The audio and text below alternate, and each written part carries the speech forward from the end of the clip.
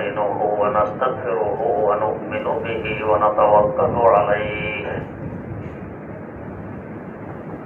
ونعوذ بالله من شرور أنفسنا ومن سيئات أعمالنا من يهده الله فلا مضل له ومن يضلله فلا هادي له ونشهد أن لا إله إلا الله وحده لا شريك له ونشهد أن سيدنا ونبينا ومولانا محمدا عبده ورسوله أرسله بالحق بشيرا ونذيرا وداعيا إلى الله بإذنه وسراجا منيرا صلى الله تعالى عليه وعلى آله وأصحابه وسلم تسليما كثيرا أما بعد فأعوذ بالله من الشيطان الرجيم بسم الله الرحمن الرحيم من كفر بالله من بعد إيمانه إلا من أكره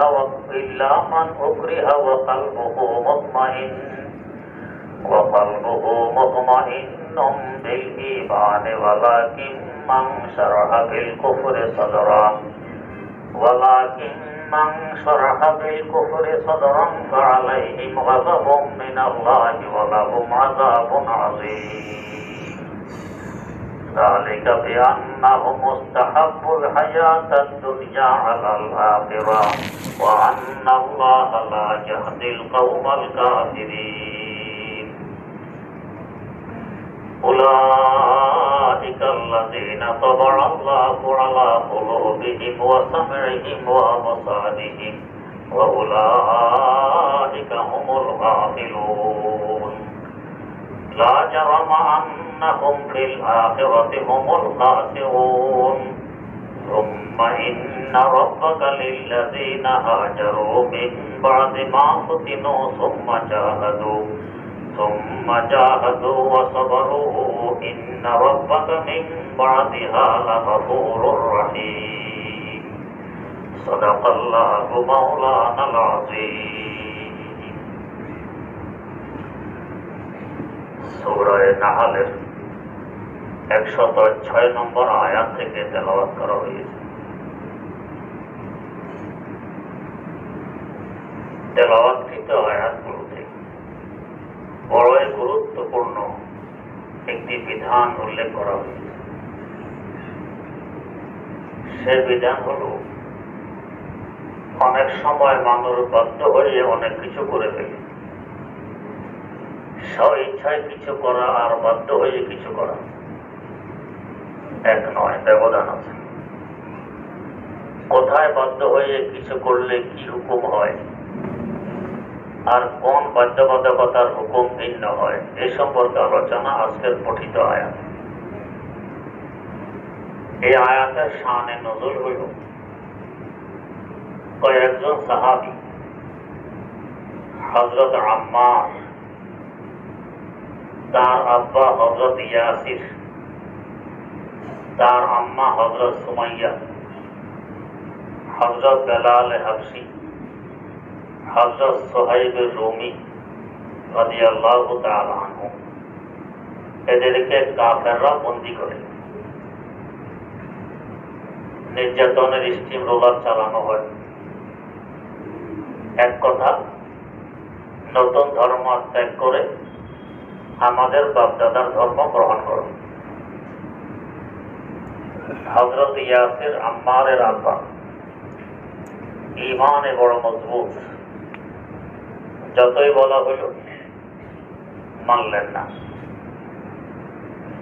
কালেমাতে কুফরের বাক্য উচ্চারণ করলেন না, তাকে হত্যা করে ফেলা হয়। ওনার স্ত্রীও সামনে, ছেলেও সামনে, আম্মার সামনে, স্ত্রী সুমাইয়াও সামনে, তাকে হত্যা করে দিল। এবার স্ত্রীর পালা, আগে কুফরি ধর্ম গ্রহণ করো। ওনার সামনে স্বামী হত্যা, মানুষ কি পরিমাণ ভীত থাকে এই সময়, কিন্তু ইমানের উপর অনড়। না, আমি কুফরি কালামা উচ্চারণ করতে পারবো না। যতই পিড়াপিড়ি করলো কাফের মুশরিকরা, তিনি শুনলেন না। এক পর্যায়ে আবু জাহল তার লজ্জাস্থানে একটি বর্ষা মেরে দেয়। কেমন অবস্থা হবে? এরপরও তারা ক্ষান্ত হয়নি। দুইটা ওটের সাথে তার দুই দিক বেঁধে দিয়ে দুই ওটকে দুই দিকে হাঁকাইয়ে দেওয়া হয়। এতে করে ওনার দেহ চিরে উনিও শাহাদাত বরণ করেন। এখন সামনে ছেলে হযরত আম্মার। হযরত আম্মার রাদিয়াল্লাহু তাআলা আনহু দৈহিকভাবে ছিলেন খুব দুর্বল। তাদের শাস্তি এগুলো সইতে পারতেছিলেন না। এক পর্যায়ে ওনার অন্তর ঈমানের উপর অটল, অনেক কুফরি কালমা উচ্চারণ করে ফেললেন। এতে করে মুশরিকরা তাকে ছেড়ে দেয়। অনেক কাঁদতে কাঁদতে হযরত রাসূল আকরাম সাল্লাল্লাহু আলাইহি ওয়াসাল্লামের দরবারে আসলেন।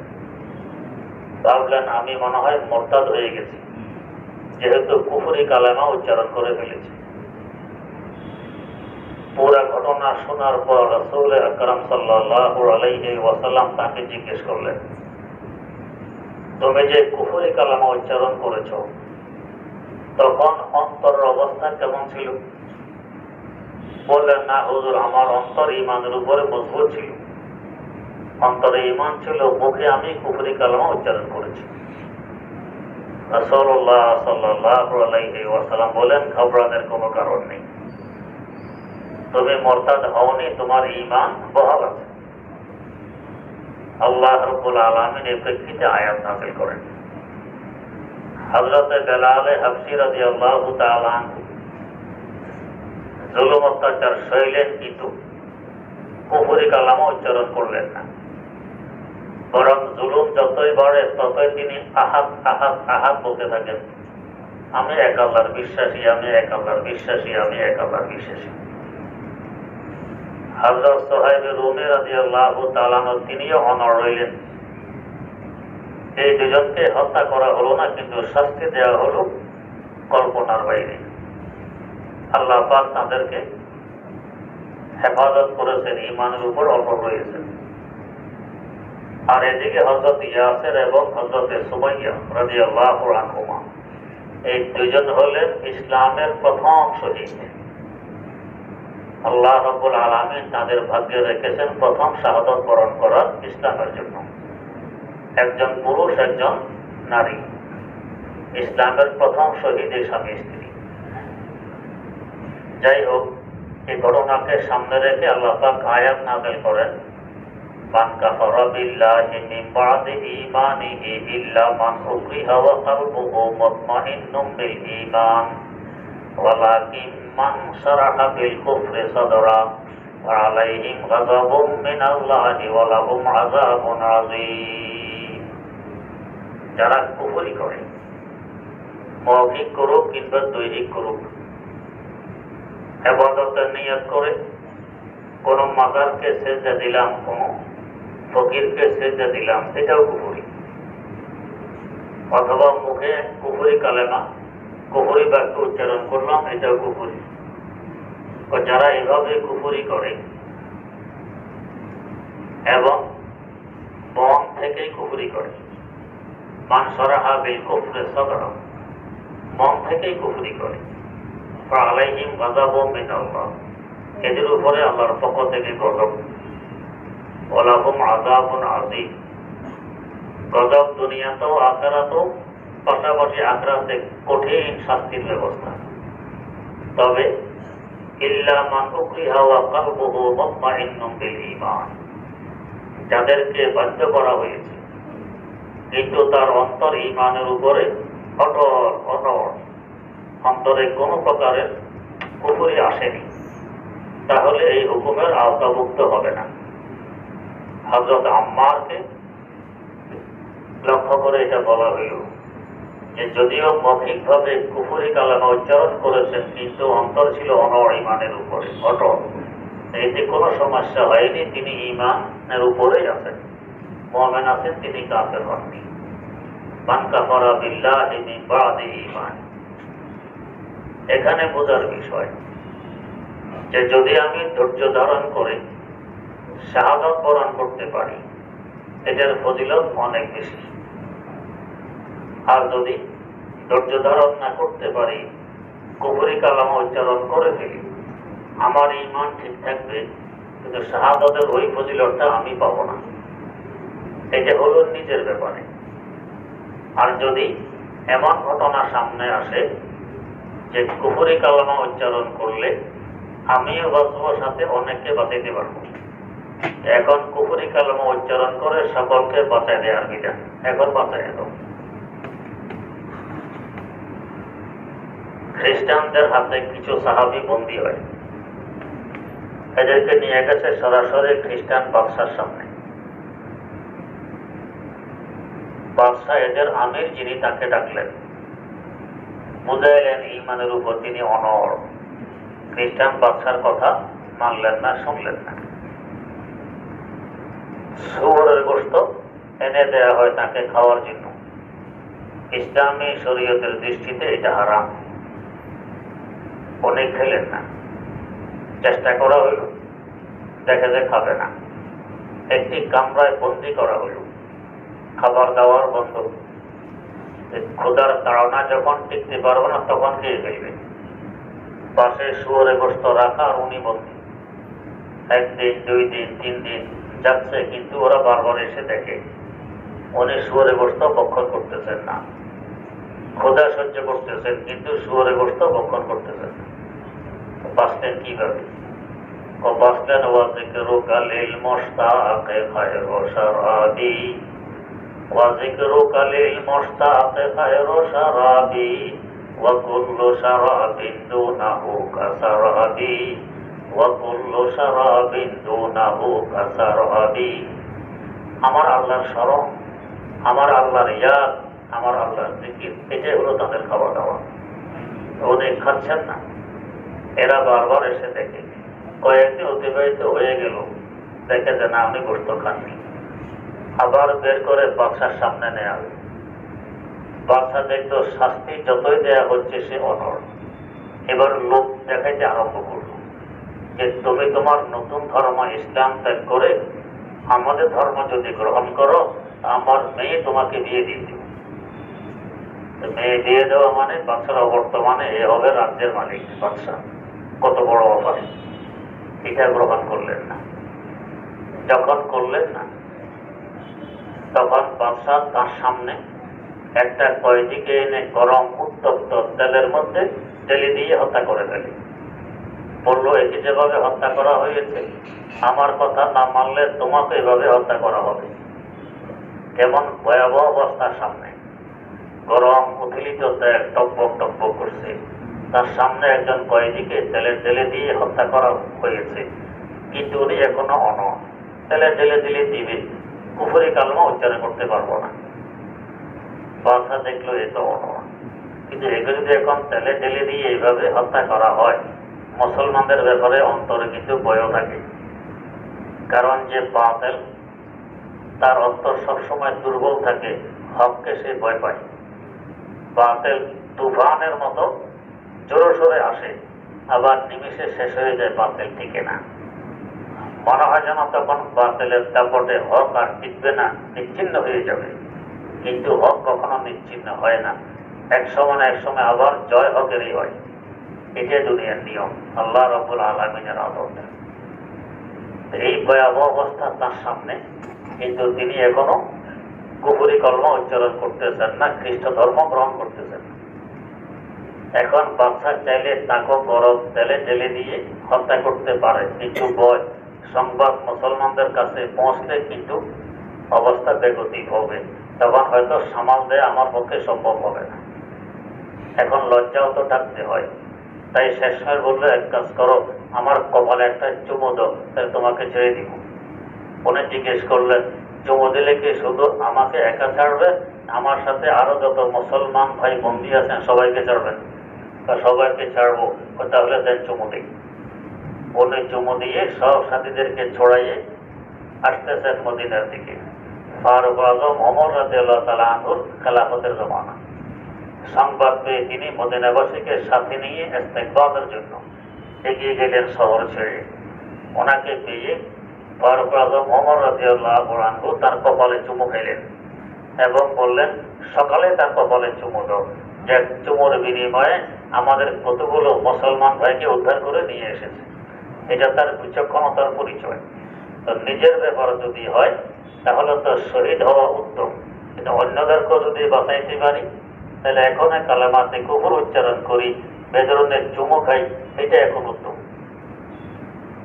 তা হযরতে ইয়াসির রাদিয়াল্লাহু তাআলা আনহু, তার স্ত্রী হযরতে সুমাইয়া রাদিয়াল্লাহু তাআলা আনহা, তিনি উত্তমটার উপরে আমল করলেন, যে নিজে শাহাদাত বরণ করলেন, তারপরেও কুফরি কালেমা উচ্চারণ করলেন না।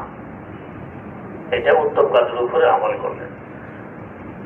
আল্লাহ রাব্বুল আলামিন বলেন, এর বিপরীত যারা অন্তর থেকেই কুফর এখতিয়ার করে কাফের হয়ে যায়, হেফাজত করুন আল্লাহ পাক। কথা আলাইহি গাযাবুম মিনাল্লাহ, এদের উপরে আল্লাহর গজব এবং ওয়ালাহুম আযাবুন আযীম, আখিরাতে কঠোর শাস্তির ব্যবস্থা ওদের জন্য। যালিকা বিআন্নাহুম মুস্তাহাব্বুল হায়াতাদ দুনিয়া আলাল আখিরাহ ওয়া আন্নাল্লাহা লা ইয়াহদিল কওমাল কাফিরিন। কেন তাদের উপরে এই গজব, কেন তাদের এই কঠোর শাস্তির ব্যবস্থা, আর তারা কেন আবার কুফর গ্রহণ করে ঈমান বাদ দিয়ে?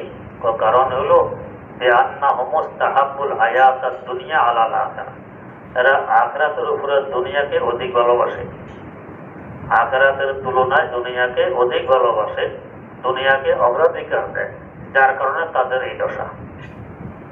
ওয়া আন্নাল্লাহা লা ইয়াহদিল কওমাল কাফিরিন, আর এই কারণে আল্লাহ পাকের যেহেতু গজব, তাই আল্লাহ পাক এদেরকে আর হেদায়েত দেন না, হেদায়েতের রাস্তা এদের জন্য বন্ধ করে দেন, তাদের অপরাধের কারণে হেদায়েতের রাস্তা বন্ধ করে দেন। অনেকেই আছে আখিরাতের উপরে দুনিয়াকে অগ্রাধিকার দেয়। দুনিয়াতে থাকবো কয় বছর? 60, 70, 80, 90, 100, না 150, এর বেশি তো থাকা যাবে না। 150 বছর দুনিয়ার হায়াত বেশি থেকে বেশি ধরলাম। আর আখিরাতের হায়াত যার কোনো শেষ নেই, কোটি কোটি কোটি কোটি বছর। একটি দৃষ্টান্ত দেয়া হয়, জমিন থেকে আকাশ পর্যন্ত পুরা খালি জায়গায় যদি সরিষার দানা ভর্তি করে দেয়া হয়, পুরা খালি জায়গায় সরিষার দানা ভর্তি করে দেয়া হয়, আর একটি পাখি বহু বছর পর পর এসে একটি দানা নিয়ে যায়, এক সময় দানাগুলো শেষ হবে, আখিরাতের হায়াত তো শেষ হবে না, আখিরাতের হায়াত শেষ হবে না, এত লম্বা হায়াত চলতে থাকবে, আবাদুল আবাদ পর্যন্ত হায়াত। তো দুনিয়ার এই 60, 70, 80, 90, 100, 150 বছরের জন্য কি পরিমাণ মেহনত আর পরিশ্রম করি, আর আখিরাতের জন্য কি পরিমাণ করি? দরকার তো দুনিয়ার হায়াত যে পরিমাণের, এটার জন্য চেষ্টাও ওই পরিমাণের, আখিরাতের হায়াত যে পরিমাণের, ওটার জন্য চেষ্টাও ওই পরিমাণের। কেউ প্রশ্ন করতে পারেন, হুজুর এই দুনিয়ার সামান্যতম হায়াত আখিরাতের হিসাবে 1-1.5 মিনিট। উত্তরবঙ্গের নওগাঁ পোর্শা দেখছি এক বাড়ির নাম হইল 2.5 মিনিট, 2.5 মিনিট কি ঝুপড়ি, 2.5 মিনিটের ডেরা বাসা লেখা। তো মালিকের সাথে আমার সাথে যদি কি লিখেছেন, এটা আমার বাড়ির নাম। কেন? আপনারা এত ওয়াজ করেন আখিরাতের হিসাবে, এটা 2-2.5 মিনিট, এই জন্য বাড়ির নাম। এটা ঢুকতে যাতে মনে পড়ে, এটা 2-2.5 মিনিটের মাথায় বোঝার ঠাঁই এখানে হবে, আর বাকি আখিরাত সামনে, তাতে এটা মনে পড়ে। আল্লাহ, এখন প্রশ্ন যে 2-2.5 মিনিটের জন্য যদি আমরা 2-2.5 মিনিট সময় ব্যয় করি, তো পেট চলবে, সংসার চলবে, পরিবার পরিজন চলবে? চলবে না। তাহলে কেমন কথা? ইসলাম আমাদেরকে এই কঠোরতার মধ্যে ফেলে দেয় না, বরং ইসলামের বিধান বড় সহজ। তুমি দুনিয়ার কাজ করো, নিয়ত যদি ঠিক করতে পারো, যে সব আখিরাতের হবে, নিয়ত ঠিক করলে আখিরাতের হবে, পয়সা ব্যয় হবে না, শ্রমও ব্যয় হবে না। যেমন ধরুন চাষি হাল চাষ করে, যদি নিয়ত এতে ফসল হবে আমি বড়লোক হব, তো ফসল হইলেও বড়লোক হইলেও ঠিক, এটা আখরাত হয়নি, এটা দুনিয়া। যদি নিয়ত করে আমার স্ত্রী, আমার ছেলে, আমার মেয়েদের লালন পালন দায়িত্ব আমার উপর আল্লাহ পাক দিয়েছেন, তেমনিভাবে দান খারাপ কিছু করা লাগে আল্লাহ পাকের বিধান। তা আমি এই হাল চাষের পর যে ফসল উৎপাদন হবে এই দিয়ে আমি আমার এই পরিবার পরিজনের লালন পালনের ব্যবস্থা করব। এর পাশাপাশি কত পশু পাখি খাবে, কত গরু ছাগল তার খড়কুটা খাবে, এই জন্য আমি এই হাল চাষ করতেছি। তাহলে প্রতি আঁচায় আঁচায় এখন তার আমল নামায় সওয়াব আসতেছে, হয়ে গেছে আখিরাত। তো দেখতে তো দুনিয়া দেখা যায়, কিন্তু এখন আখিরাত হয়ে গেছে। তেমনিভাবে আরেক ব্যক্তি ব্যবসা করে, যদি নিয়ত ব্যবসা করব লাভ হবে তো বড়লোক হব, সওয়াব টওয়াব না, এটা আখিরাত হয়নি, এটা দুনিয়া। আর যদি নিয়ত করে ব্যবসায় যে লাভ হবে পরিবার পরিজনের খরচ বরচ বহন করব, এসব দান সাদাকা করব, সব আরেক নিয়ত যদি করে, এভাবে ব্যবসা তো আল্লাহ নবী সাল্লাল্লাহু আলাইহি ওয়াসাল্লাম বলেছেন, তার সুন্নত হিসাবে আমিও ব্যবসা করি। তাহলে যতক্ষণ আমি ব্যবসার ক্ষেত্রে থাকবো ততক্ষণ সুন্নতের সওয়াব আমার আমল নামায় আসতে থাকবে, ব্যবসা হয়ে গেছে ইবাদত। তেমনিভাবে চাকরি বাকরি করি, বেতন পাবো, বড়লোক হবো, এটা দুনিয়া। আর যদি বেতন পাবো পরিবার পরিজনের খরচ বরচ বহন করব, কিছু সাদাকা খয়রাত করব, আল্লাহর দ্বীনের জন্য ব্যয় করব, নিজেও খাওয়ার পর শক্তি আসবে, নামাজে ব্যয় করব, রোজায় ব্যয় করব, দ্বীনের কাজে ব্যয় করব। এখন চাকরিতে যতক্ষণ থাকি পুরো সময় ইবাদত হিসাবে আমল নামায় সওয়াব আসতেছে, এটা হয়ে গেছে আখিরাত। তাহলে আমি যদি চাই পুরা দুনিয়াকে আমি আখিরাতে পরিবর্তন করতে পারি শুধু নিয়তের পরিবর্তনের মাধ্যমে। নিয়ত পরিবর্তন করতে কি পয়সা খরচ করা লাগে? লাগে না। নিয়ত পরিবর্তন করতে কি শ্রম ব্যয় করতে হয়? হয় না। শ্রম নেই, পয়সা খরচ নেই, শুধু অন্তরের ইচ্ছার এরাদার পরিবর্তন, এতে আমার দুনিয়া আখিরাত হয়ে গেছে। তো তাহলে আখিরাত যে অনন্ত অসীম কালের জীবন, আমার পুরা দুনিয়ার জীবনটা ওটার জন্যই ব্যয় হচ্ছে, তাহলে আমার আখিরাত সুসজ্জিত হচ্ছে। অতএব দুনিয়াকে আখিরাতের উপরে অগ্রাধিকার দেওয়ার কোনো প্রয়োজন নেই, বরং আমি আখিরাতকে অগ্রাধিকার দিব। দুনিয়ায় চলবো, চাকরি বাকরি করবো, চাষাবাদ করবো, ব্যবসা বাণিজ্য করবো, সব কিছু করবো, এগুলো আখিরাত হবে। হযরত শেখ আব্দুর রহমান জামি রহমতুল্লাহ আলাইহি অনেক বড় মাপের একজন আল্লাহর ওলি ছিলেন, শেখ আব্দুর রহমান জামি। আল্লাহ মুরিদ হবেন, নিজের আত্মা সংশোধন করার লক্ষ্যে মুরিদ হবেন। তো মুরিদ হওয়ার জন্য পীর বাছনি করা লাগে। কার কাছে গেলে আমার আত্মার সংশোধন হবে, এটা আগে বাছনি করা লাগে। যেমন আমাদের দেহের চিকিৎসার জন্য ডাক্তার বাছনি করতে হয়, কোন ডাক্তারের কাছে গেলে আমার চিকিৎসা হবে, খোঁজ খবর নেওয়া হয় কে ভালো ডাক্তার, কার হাতের যশ ভালো, কে অভিজ্ঞ ডাক্তার, এগুলো সব খোঁজ খবর নিয়ে আমরা তার কাছে চিকিৎসার জন্য যাই। আনাই ডাক্তারের কাছে সাধারণত আমরা যেতে রাজি হই। এক বেটা ডাক্তারের কাছে গেছে, পায়ের তালুর উপরে ফোড়া উঠছে, তো ডাক্তার এখানে ইঞ্জেকশন দিছে পায়ের তালুর উপরে। আরেক ব্যক্তি জিজ্ঞেস করার, ইঞ্জেকশন তো সিনে দিবেন, এখানে দেন কেন? ফোড়া তো এখানে, অ্যাকশন তাড়াতাড়ি হবে। যেমন আনার ডাক্তার চিন্তা করেন, সুই লেগে গেছে হাড়ের মধ্যে, এরপরে এদিকে ফোড়ার ব্যথা, এদিকে সুইয়ের জায়গায় পচন শুরু হয়ে গেছে, শেষমেশ পা কাটতে হয়েছে, কেটে ফেলতে হয়েছে। চিন্তা করুন কেমন আনাই ডাক্তার। তো ডাক্তার যেরকম বাছনি করা লাগে, আত্মার চিকিৎসার জন্য ডাক্তার অর্থাৎ পীর বাছনি করা লাগে। তো হযরত শেখ আব্দুর রহমান জামি রহমতুল্লাহ আলাইহি সংবাদ পান অমুক জায়গায় আছেন অমুক পীর, গেছেন, গিয়ে দেখেন পছন্দ হয় না, ফিরে চলে আসেন। আরেকখানে সংবাদ পান অমুকখানে আছে অমুক পীর, সেখানেও হাজির হন, পছন্দ হয় না।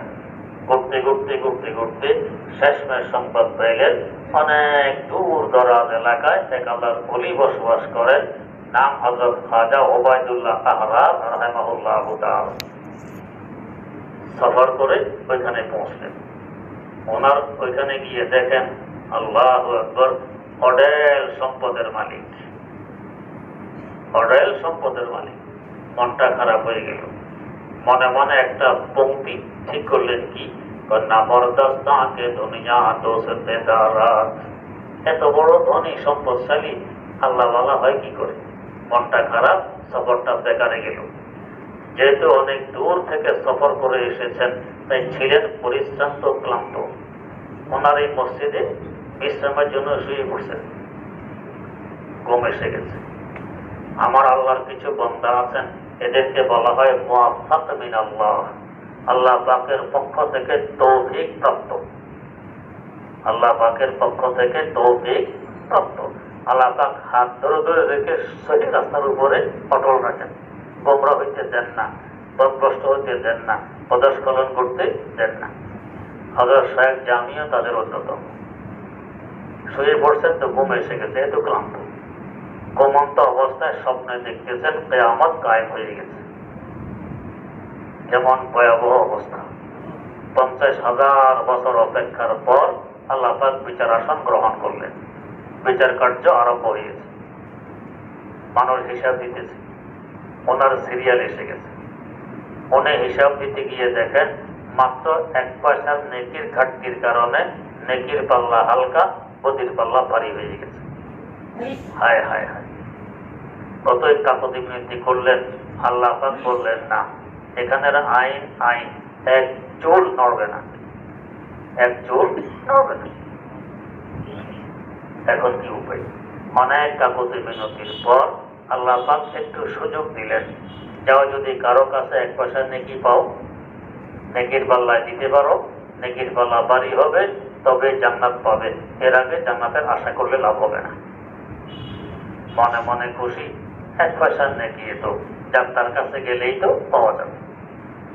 দৌড়িয়ে আসছেন, দেখেন যে এক গ্রাম্য চাচা, চাচা আমি আপনার অমুক ভাতিজা, এই 1টা পয়সার নেকির অভাবে নেকির পাল্লা হালকা হয়ে গেছে, বদির পাল্লা ভারী হয়ে গেছে।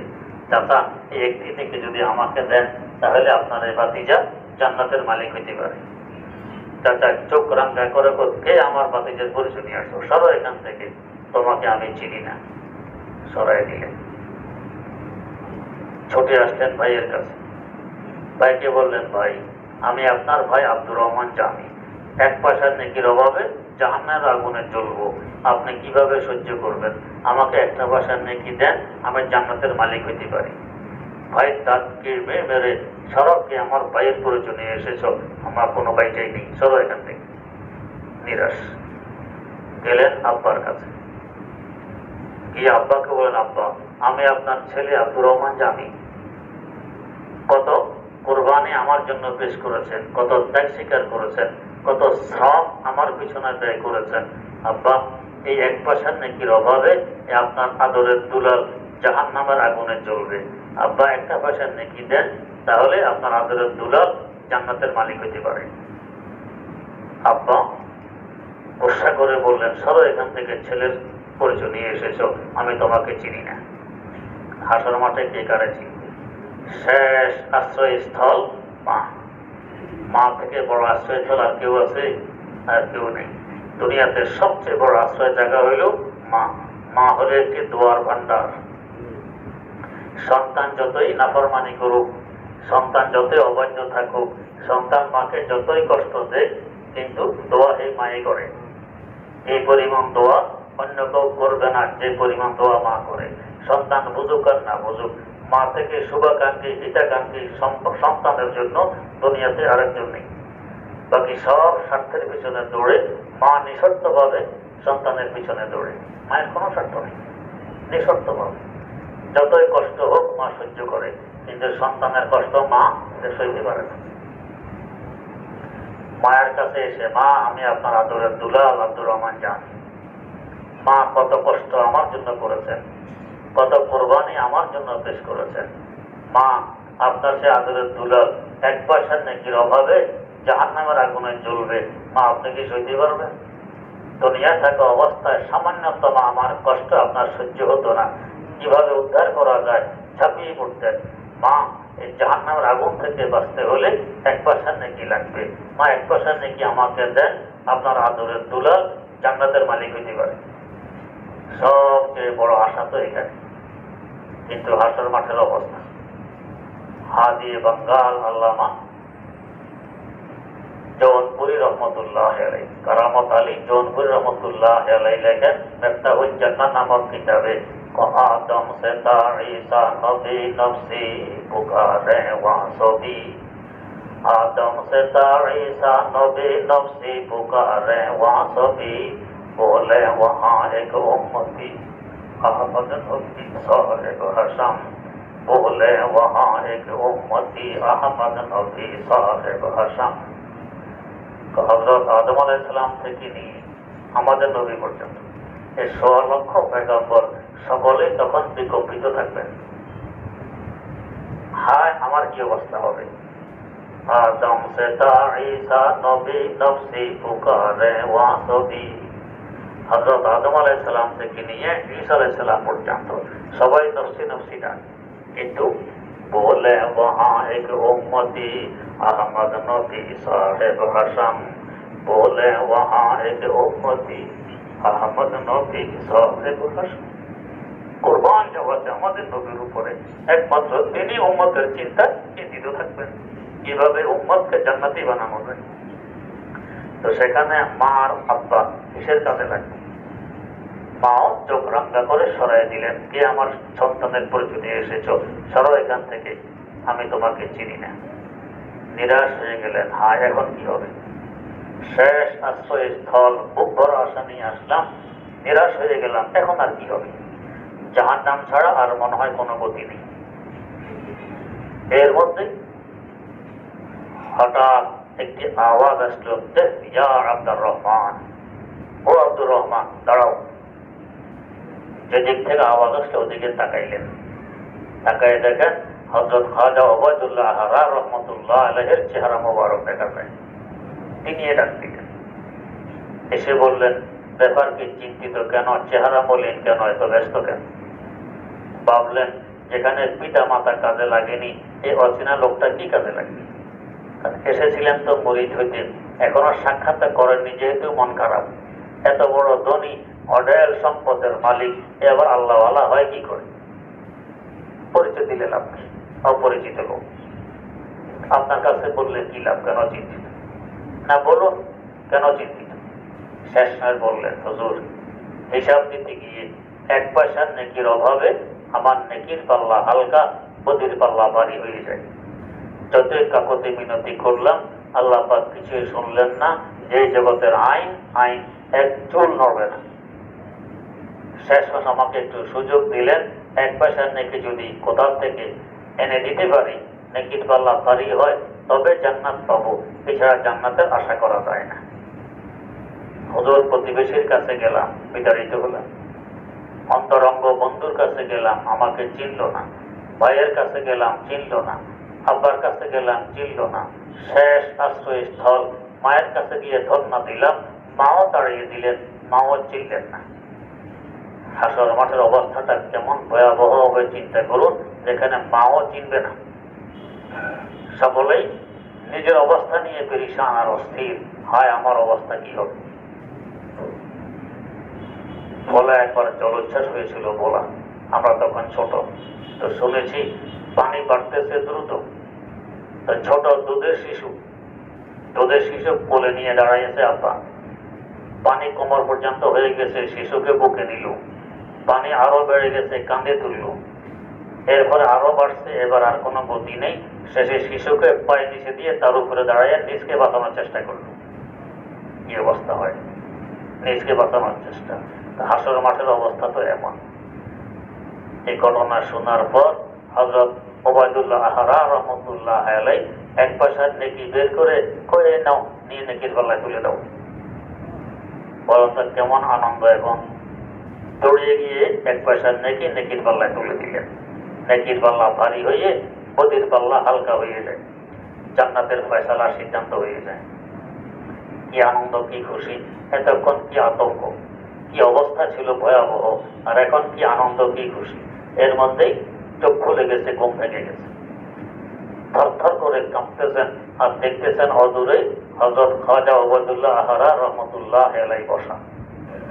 ওনাকে দেখে জিজ্ঞেস করলো, বাবা তুমি কে, কোত্থেকে এসেছো, এভাবে কাঁপতেছো কেন? তুমি কে, কোত্থেকে এসেছো, এভাবে কাঁপতেছো কেন? একটু আগে যার ব্যাপারে কুমন্তব্য করেছিলেন, নামরদাস্তাকে দুনিয়া দোষেতে দারাত, যে দুনিয়াকে ভালোবাসে, এত অঢেল সম্পদের মালিক, সে আবার আল্লাহওয়ালা হয় কি করে? এই মন্তব্য যার ব্যাপারে একটু আগে করে শুইলেন, এখন এই কথা বলা কি সম্ভব? কত বড় লজ্জাকর ব্যাপার। বললেন না, বলো কি হয়েছে, কাঁপো কেন? শেষ নয় বলে দিলেন, হুজুর আমি অমুক জায়গা থেকে, বহু দূর থেকে, জাম শহর থেকে এসেছি আপনার কাছে মুরিদ হওয়ার নিয়তে, কিন্তু এখানে এসে দেখি আপনি অঢেল সম্পদের মালিক। এত সম্পদের যে মালিক হয়, এ আবার আল্লাহওয়ালা হয় কি করে? এই জন্য মন খারাপ। আপনার ব্যাপারে একটি পঙ্ক্তিও তৈরি করেছিলাম যে নামরদাস্তাকে দুনিয়া দোষেতে দারাত, এই লোকটা তো আল্লাহওয়ালা হইতে পারে না, আল্লাহওয়ালা হতে পারে না। আপনার সাথে সাক্ষাৎ করলাম না, যেহেতু দূর থেকে সফর করে এসেছি, আমি ছিলাম ক্লান্ত পরিশ্রান্ত, তাই একটু শুয়ে পড়ছিলাম। হুজুর ঘুম এসে গেছে, স্বপ্নে আমি এই অবস্থা দেখি। হযরত খাজা ওবায়দুল্লাহ আহরার রহমতুল্লাহ আলাইহি স্বপ্ন শোনার পর বললেন, বেটা এক পংক্তি তুমি বানাইয়েছ, আর এক পংক্তি আমার থেকে শুনে নাও। তোমার পংক্তি ছিল নামরদাস্তাকে দুনিয়া দোস্তে দারাত, আর আমার পংক্তি শুনে নাও, আগার দারাত বরায়ে দোস্তে দারাত, আগার দারাত বরায়ে দোস্তে দারাত। ঠিকই, এত বড় সম্পদশালী আল্লাহওয়ালা হতে পারে না। তবে যদি কোনো আল্লাহওয়ালা অঢেল সম্পদের মালিক হয়, এই সম্পদ নিজের জন্য নয়, এই সম্পদ আল্লাহর জন্যই থাকে। এখানে দোস্ত মানে আল্লাহ, আগার দারাত বরায়ে দোস্তে দারাত, এই সম্পর্ক আল্লাহর জন্য হয়। আমি যদি তোমার নামে সাদকা খয়রাত না করতে পারি, সব তোমাকে কোত্থেকে দিতাম? সম্পদ না থাকলে দান কোত্থেকে করতাম? হাদিস শরীফে আছে, আল ইয়াদুল উলিয়া খায়রুম মিনাল ইয়াদিস সুফলা, দাতার হাত গ্রহীতার হাত থেকে উত্তম। তো দাতা কিভাবে হবেন সম্পদ না থাকলে?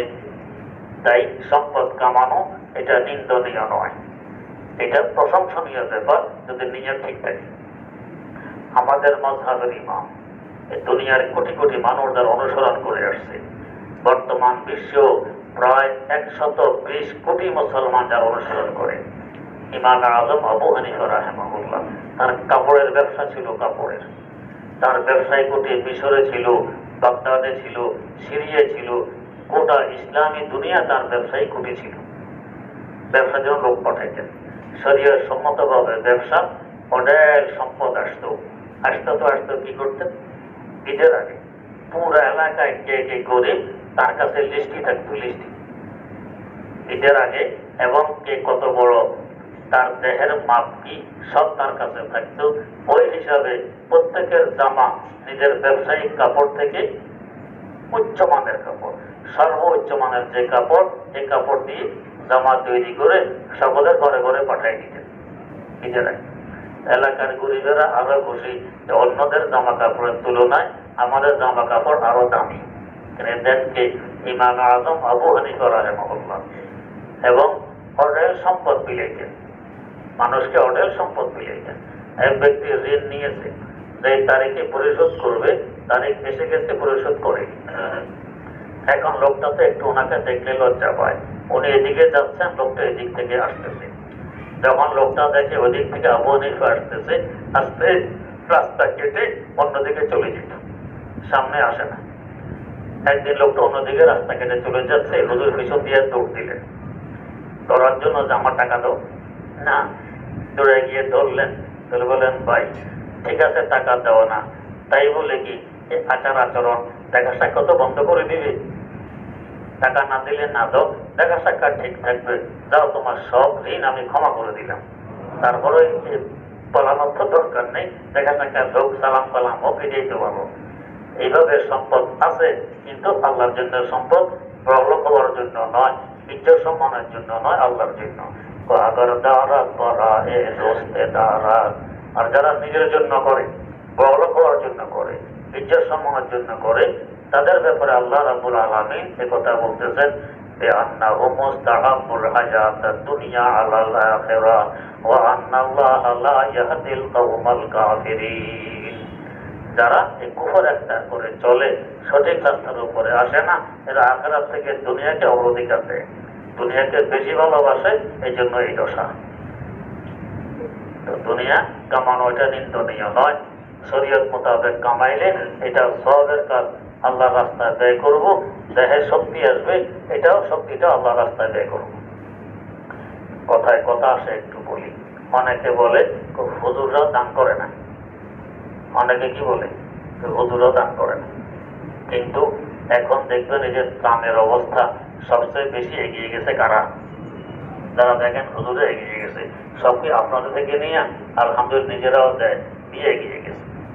এরপরে এই যে হুজুরা মাদ্রাসায় পড়ায় রাত 3-24 ঘন্টা, এছাড়া অন্য কোনো ধন আর দান্দা আছে? পড়ানোর জন্য নিজে আগে পড়তে হয়, নিজে আগে পড়ে এরপরে পড়ায়। তার মানে সকাল থেকে সন্ধ্যা, সন্ধ্যা থেকে সকাল, এই পুরা তাদের সময়টা আল্লাহ রাস্তায় ব্যয় হয়, পুরা সময়টা আল্লাহ রাস্তায় ব্যয় হয়। এই হুজুর যে মেধার মালিক, এই মেধা সম্পূর্ণ একজন লোক যদি অন্য কোম্পানিতে চাকরি করত, 2 থেকে 5 লক্ষ টাকা বেতন পেত, আর হুজুর কেন এখানে 10,000 টাকা বেতনে পড়ে আছে? তার মানে প্রতি মাসে হুজুর কয়েক লক্ষ টাকা আল্লাহ রাস্তা দান করা হয়নি। যে 5 লাখ টাকা বেতন পেত সেটা না নিয়ে 10,000 টাকায় জীবন যাপন করতেছে, তার মানে আর বাকি 4,90,000 টাকা তার দান হইতেছে, এবং তার পুরো শ্রম, তার পুরো মেধা সবকিছু সে ব্যয় করতেছে আল্লাহর রাস্তায়। তো সবচেয়ে বড় অবদান তো থাকলে হুজুরদের আছে। এরপর আবার হুজুরদের দোষ কি? হুজুর হলো পর খাওয়া, আরেকজনের উপরে খায়। পর খাওয়া কি? যে পরেরটা খায় একে তো বলে পর খাওয়া, যে আপনেরটা খায় একে পর খাওয়া বলে।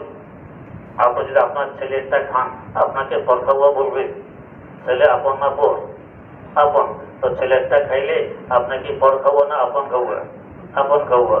স্ত্রীর স্বামীরটা খায়, এই স্ত্রী কি পর খাওয়া? আপন খাওয়া। আর যদি স্বামী অসহায় হয় আর স্ত্রীর সয় সম্পদ থাকে, স্বামী স্ত্রীরটা খায়, তাহলে এই স্বামী কি পর খাওয়া? আপন খাওয়া। স্ত্রী আপন, স্ত্রীর জন্য স্বামী আপন, এটা আপন খাওয়া হয়। তাহলে এবারে আসুন একটু, আমরা তো মনে করি একমাত্র হুজুররা পর খাওয়া, বাকি আমরা সব আপন খাওয়া, নিজের টাকাই।